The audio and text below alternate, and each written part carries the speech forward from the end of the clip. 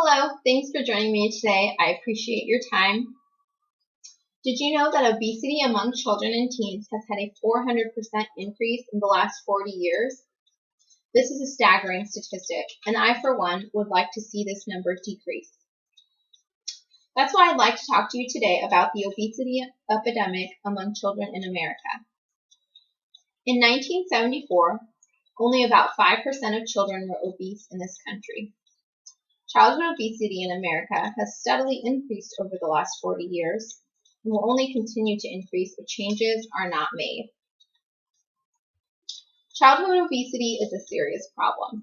According to the CDC, obesity at childhood can lead to heart disease, diabetes, bone and joint problems, and even cancer. The people of this country do not strive to fix this problem. The percentage of obese children will only continue to increase, along with the health problems associated with it. As Americans, we must come together to educate one another about this problem and make strides to change it. It is clear that childhood obesity has increased over the years, but we must consider why. The two primary reasons for this change are pretty simple. The food we eat and the activities children participate in have changed greatly over the last 40 years. Additionally, our society has become inundated with fast food and other unhealthy foods. If we make simple changes, we can begin to see a decrease in obesity among children and adolescents in this country. Obesity among American children has been on the rise since the 1970s. More specifically, the CDC estimates that childhood obesity has more than doubled in children and tripled in adolescents.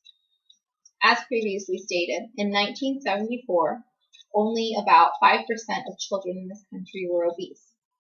More than 1/3 of American children and adolescents are overweight or obese in this country today. Obesity among our youth is causing health problems in our country as well. In a population-based sample of 5 to 17-year-olds, 70% of obese youth had at least one risk factor for cardiovascular disease, according to the CDC. Children who are obese are significantly more likely to be obese as adults, and therefore will be more likely to develop type 2 diabetes along with other health problems. Not surprisingly, type 2 diabetes is also on the rise in this country. We all know that a balanced diet is the primary way to maintain a healthy weight. Although this is common knowledge, portion sizes have increased since 1977, and the number of fast food restaurants has also increased. That being said, the diet of American children has evolved significantly over the years. The number of fast food restaurants has increased, as has advertising for fast foods and other unhealthy foods. In fact, there are now approximately 160,000 fast food chains across America. Because of this number, less children are eating home-prepared foods, and only approximately 21% are eating the recommended 5 fruits and vegetables by the USDA. Additionally, nearly half of all vegetable servings being consumed are fried potatoes, according to the Department of Health and Human Services. Along with the shift in food consumption, soda consumption has increased, and milk and water consumption has decreased. In fact, soda consumption among young boys has nearly tripled since 1977, and according to the Department of Health and Human Services, children as young as 7 months old are consuming soda. As food consumption has evolved, so has childhood activities. Children today are more sedentary than the youth of earlier generations. Children of generations past did not have access to internet and video games and the plethora of cable television now available to our children. In turn, these children were more active. Sorry about that. As technology continues to grow, home internet and video games have become more prevalent, and children are spending more and more time sitting in front of screens than they are spending time outside. As children eat more high-calorie foods and sugar-filled beverages, They are putting themselves in a place to eat more calories than they need. Making matters worse, children are spending less time doing outdoor activities and more time in front of the TV or computer screens.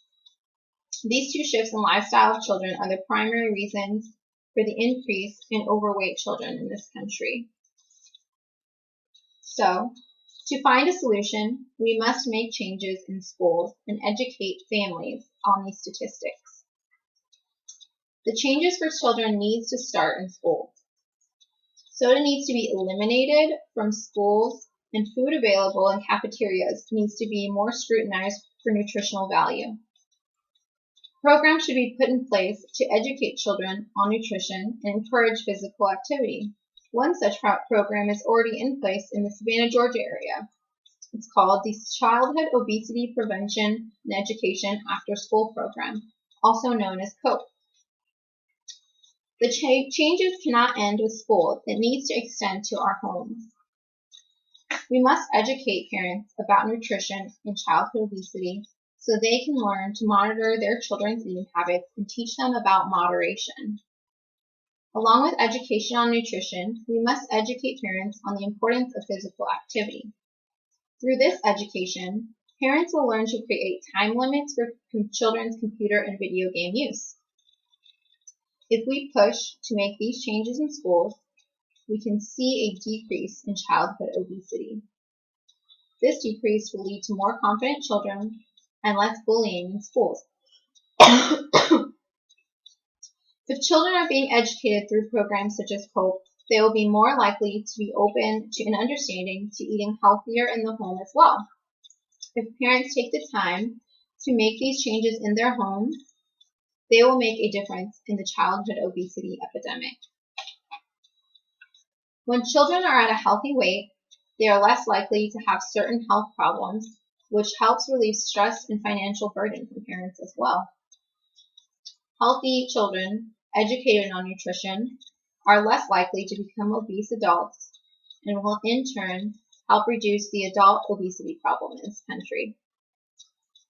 When these children reach adulthood, they will go into parenthood educated on nutrition for their children as well, and will help decrease childhood obesity in future generations.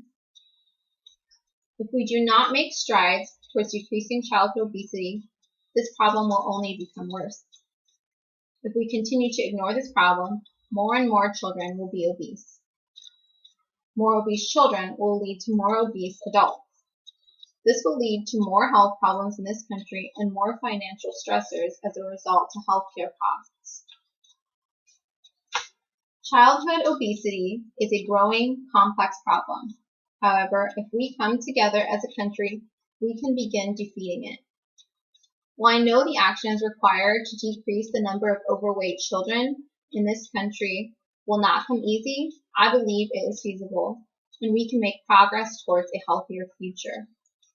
If we as a nation make this a priority, we can see the change necessary in schools and educate families on the importance of nutrition and physical activity for our children.